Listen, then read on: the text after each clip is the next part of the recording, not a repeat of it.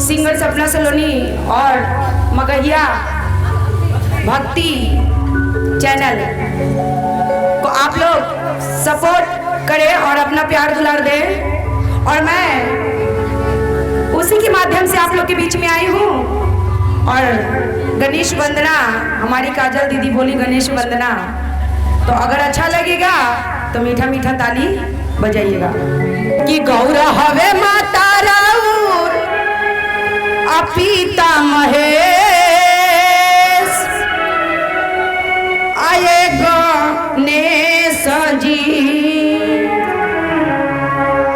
कि गौरा हवे माता राउर पीता महेश आए गणेश जी आए गणेश जी अपन दर्शन देखाइए गणेश जी अपन दर्शन देखाइए गणेश जी। जय हो। मीठी मीठी ताली, क्या बात है।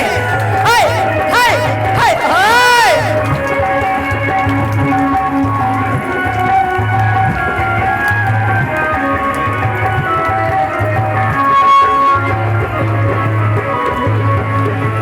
बोल सच्चे दरबार की।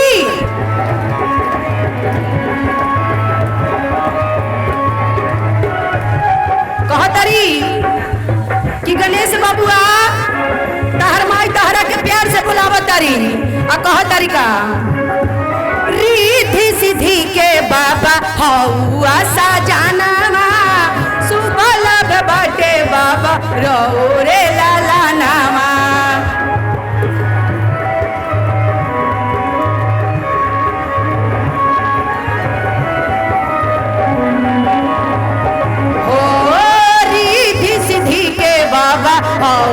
सजानावा सुबह लाभ बाटे बाबा रहो रे लाला नामा।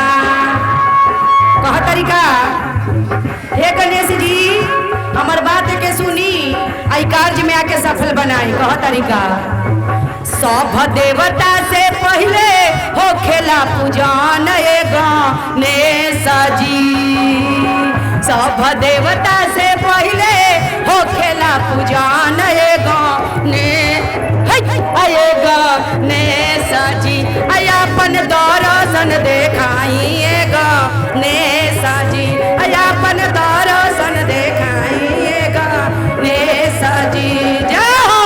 गौरा हवे माता राउर पीता महेश गणेश जी आए गणेश जी अपन दर्शन देखाइए गणेश जी अपन दर्शन देखाइए गणेश जी अपन दर्शन खाइए गणेश जी अपन दर्शन देखाइए गणेश जी अपन दर्शन देखाइए गणेश जी अपन दर्शन देखाइए गणेश जी।